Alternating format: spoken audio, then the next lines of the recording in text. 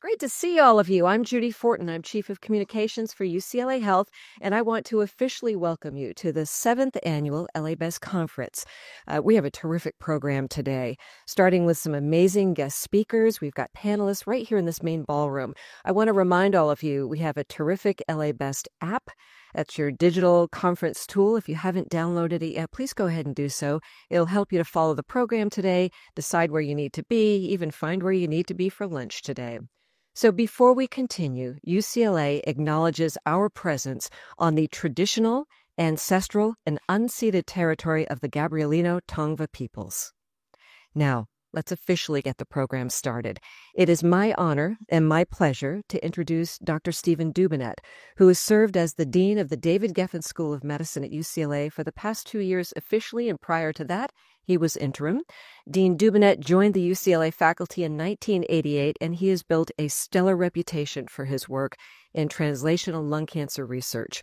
He directs the UCLA Clinical and Translational Sciences Institute, or CTSI.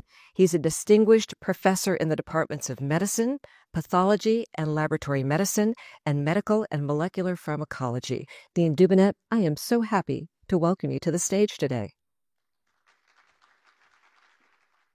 Thank you, Judy, and good morning to all of you. It's my privilege to introduce you to Julio Frank, who is a leading global health researcher who has held positions in government and academia, both in the U.S.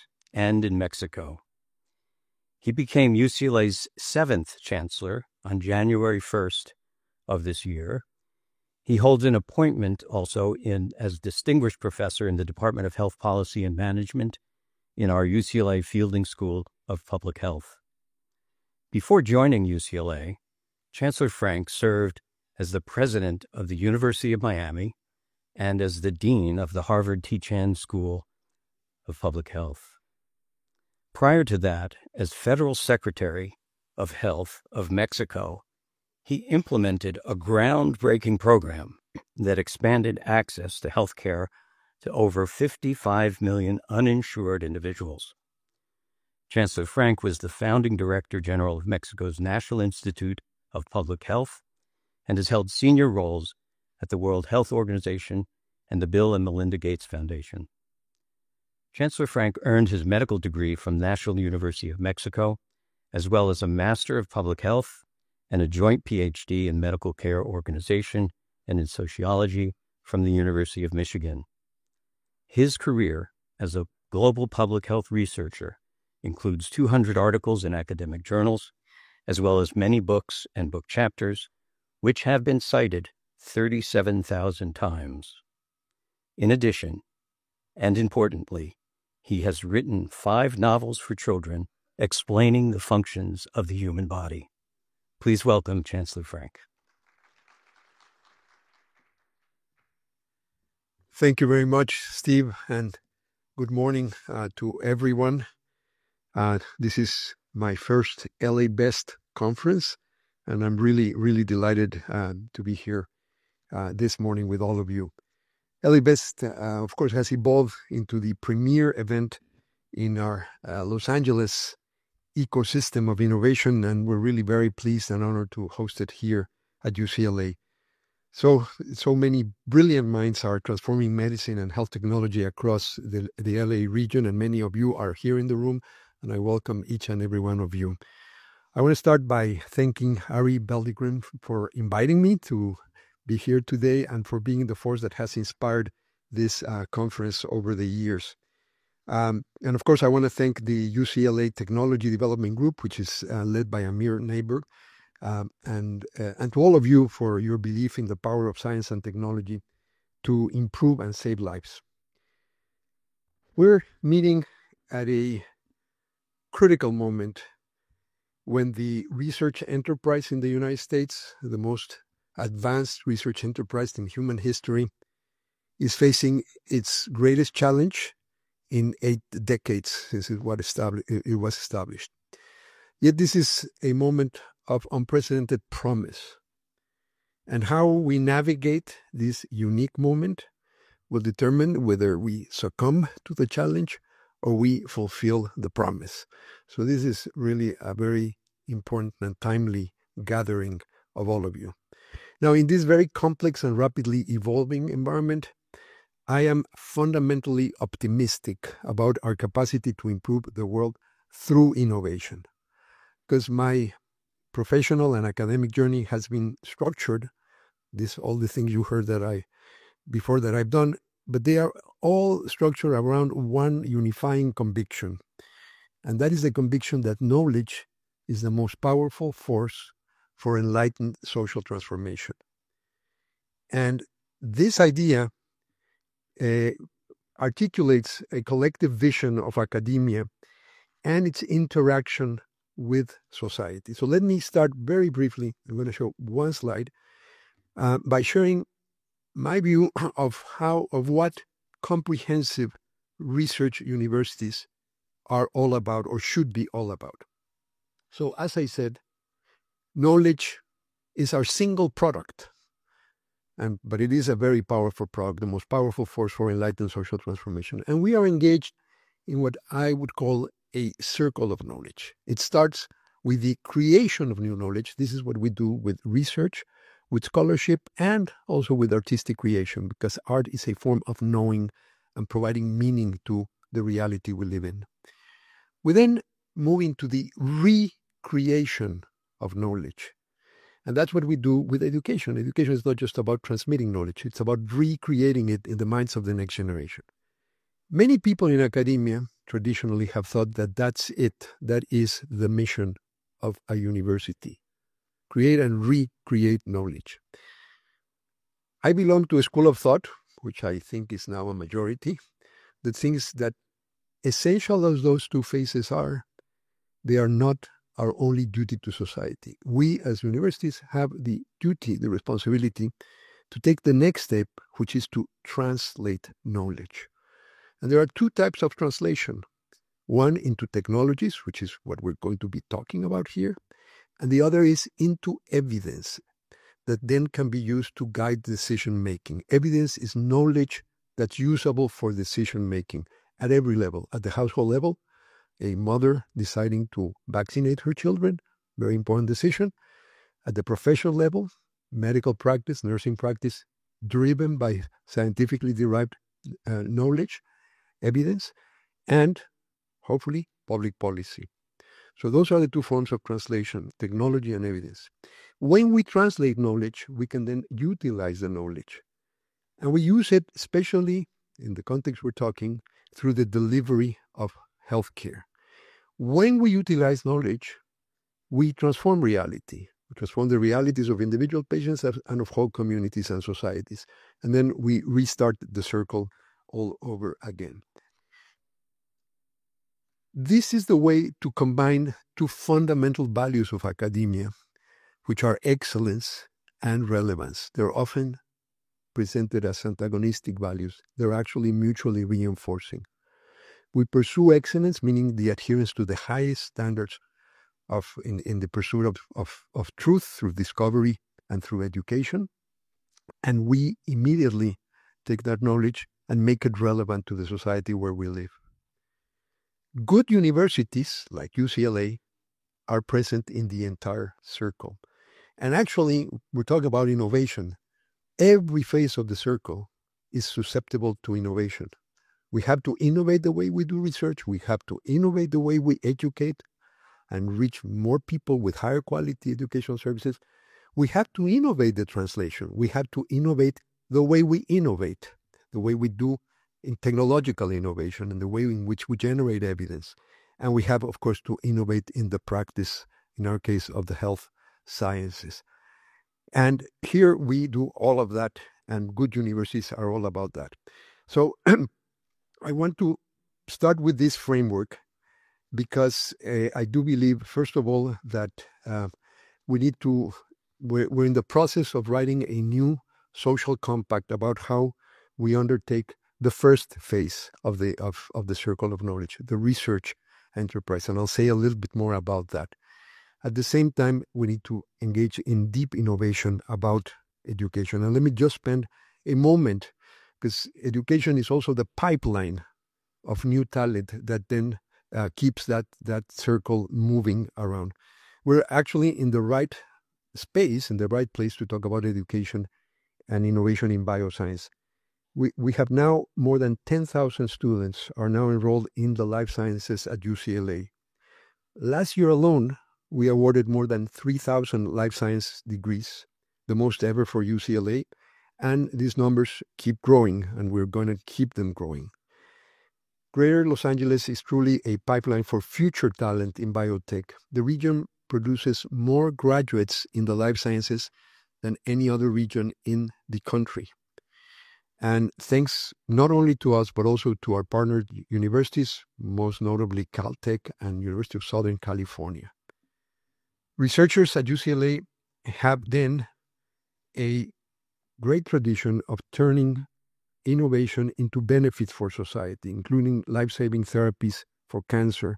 Many of you are exactly in that, and we're going to hear, I understand, testimonies about the power of innovation in saving lives from cancer. So today, scientists can make this kind of real-world impact, what I'm calling relevance, even faster because of new discoveries and technologies.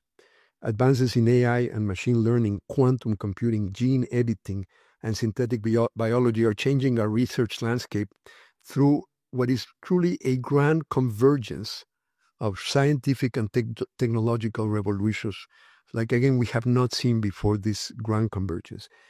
This is expanding the scope of the questions that we can ask, and of course, the speed with which we can ask those questions. What was now once thought impossible is now possible, and this is driving very strong biotech growth in Los Angeles. From 2019 to 2023, the number of biotech companies in our region doubled. Biotech accounted for $66.9 billion in economic output and created nearly 100,000 jobs. Clusters of bioscience and biotech companies have grown around UCLA on the west side, Caltech in Pasadena, and Amgen in Ventura County. And startups like A2 Biotherapeutics and Capsida Biotherapeutics are putting down roots in LA. And here's where events like LA Best, Bioscience LA, and Biocom are galvanizing this community by connecting researchers with private sector investors to drive innovation into the marketplace and enriching the soil for entrepreneurship and keeping our graduates in the life sciences here through career opportunities. I think this is a time of extraordinary promise, as I said at the beginning, specifically for biotech in Greater Los Angeles. And then we have another strong reason for optimism, and that is the UCLA Research Park. Great universities understand that our positive impact must simultaneously expand the frontiers of knowledge and, not or, and be put to use in delivering solutions to the most complex problems facing humankind. The old dichotomous division between basic and applied science needs to be superseded. You pursue excellence and relevance in the same creative process. So this is why I talk about that circle of knowledge as an integrated circle. And we must intentionally, as an institution, driven of course by the individual talent of researchers, but not let alone exclusively to that individual talent. As institutions, we have to support an ecosystem that continues to feed the fundamental research with which we don't have anything if we don't keep investing in fundamental basic research. And at the same time, we take actions to support the translation of that knowledge into innovation. This is the philosophy of the UCLA Research Park, this integrative philosophy. And it is a space that's uniquely suited to achieve that. This is an opportunity to create a vibrant ecosystem through vigorous partnerships with the private sector and with philanthropists. Of course, there are precedents for this kind of integrative approach. We have them in Northern California. Silicon Valley grew out of the Stanford Research Park. In LA, our epicenter for discovery and commercialization is now taking place literally 2 miles south of where we are now, at the former Westside Pavilion shopping mall. This mall was transformed by Google into what was going to be a major headquarters for the company, and then with the support of Google, that was sold to the University of California, Los Angeles, with the support of $200 million from the state of California, to convert that old mall into a 700,000 square foot research and innovation space. And this has all been possible due to a consortium of founding donors. We call them the founders.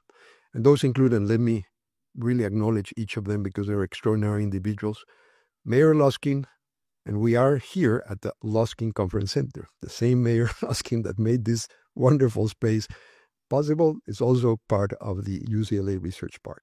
Dr. Gary Michelson, who's here with us today, Dr. Sean Parker, Michael Milken, Eric Israelian, and of course, Harry Beldegrun, who is responsible for all of us being here today. The first anchor projects in the UCLA Research Park will be first and foremost the California Institute for Immunology and Immunotherapeutics. And you're going to hear much more about that later, including a video. I'll say a little bit about it, but that is an extraordinary opportunity for the state of California and for the world, and certainly for UCLA. We're also now planning the space for the Quantum Innovation Hub, a project of the UCLA College Division of Physical Sciences and the UCLA Samueli School of Engineering, and we're planning major space for clinical trials and other research by the David Geffen School of Medicine. Numerous companies and government labs are being invited to collaborate in this space. We anticipate a burst of entrepreneurship at the park, including networking and business planning in an incubator space and the development of joint intellectual property and spin-off companies. The Research Park capitalizes on UCLA's strengths in translational research. We have prolific chemists, biologists, physicists, and engineers. Our physician researchers are widely known for creating better ways to prevent, diagnose, and treat disease. Our health system has a large patient base, large and highly diverse patient base, and we have an extensive infrastructure for clinical trials. All of this allows that sort of integrated, almost seamless path from the creation, the recreation, and the translation of knowledge into technologies. It's a faster path to market for inventions and therapies. And of course, we know that when innovation leads to healthy people and a healthy economy, we are doing what I believe is the fundamental mission of any organization, but particularly public institutions like the University of California. Our main duty is to take the resources we derive from society, and we derive them through what the taxpayers do to support us, our philanthropists, and our investors, and make sure we return those resources with greater value than the value they had when we received them. And it's that value creation that I think is at the core of our mission. The long partnership, 80-year-old partnership between the federal government and U.S. universities has produced the best research in the world. But right now, we are seeing what I have to characterize as a self-destructive weakening of the foundations of that partnership. That partnership came out directly from the results of World War II. The evidence that research carried out at universities was the fundamental factor, along with the courage and patriotism of the troops who fought there, in winning the war. That's why President Roosevelt created an Office of Science and Technology Policy at the White House to drive, and we know especially about the Manhattan Project, but there were many other innovations that were driven there. The figuring out how to scale up the production of penicillin, the delivery of malaria drugs and insecticides to win the war in the Pacific Theater, the invention of the radar. Those are a few of the innovations that grew out of that and that made it possible for the Allies to win the war. That is why shortly after that episode, Vannevar Bush, in his famous report, Science, the Final Frontier, developed the blueprint for that partnership. And the partnership was based on the premise that the government would use the infrastructure of universities to drive the research agenda. Now, it was based on a dichotomous thinking about basic and applied research. It was the idea that the government would fund the fundamental research to advance the frontiers of knowledge, and then industry would pick up afterwards. That is the paradigm that I think we need to switch. We need to bring in partnerships at earlier stages of that process, of that circle of knowledge. Now, that model, which is unique in the developed world, relying on universities to carry out most of that research, is now under threat. It's been the model embodied in that compact has produced the strongest research infrastructure in human history and the strongest flow of innovations. Many of you have been key participants in that process. That is now under threat. The NIH has cut $2.7 billion in grants just since the start of the year, and we believe there will be more reductions. And there's a lot of uncertainty. In this uncertain, rapidly changing context, technological innovation is our best option. First, to diversify the sources of financial support so that we can keep the engine of fundamental research running, because that's what kickstarts the whole circle of knowledge. And that's why we're doubling down on investing in technological innovation and in creating new partnerships for universities with the private sector and with philanthropy, so that we can move and continue to be this element of progress, of economic prosperity, of security. So at this critical moment, I think we must embrace with boldness a new compact for research and innovation. Industry and philanthropists will become increasingly important partners at increasingly earlier stages of the circle of knowledge. We must stimulate the type of integrative research that simultaneously advances the frontiers of knowledge and addresses the most complex challenges of our times. And we will do that by connecting, in the case of UCLA, our faculty, our students, our staff, our alumni, through programs and incentives for entrepreneurship and for commercialization of discoveries. The UCLA Research Park symbolizes this new world of partnership among philanthropy, investors, industry, and government. The old paradigms are shifting, and we must recommit ourselves to innovation. This is what I would call, as I said at the beginning, meta-innovation. How do we innovate the innovation ecosystem itself? And I do believe that the research park started with the California Institute for Immunology and Immunotherapy. It's going to be the linchpin of this process of innovating how we innovating how universities carry out their fundamental roles for society. So let's be not only great thinkers, but also proactive doers. Let's be more than observers. Let's be actors in this critical moment. Let's be more than dreamers. Let's turn our vision into investments that have the potential of changing humanity for the better. I thank you very much for your attention, and I wish you a very enriching conference. Thank you.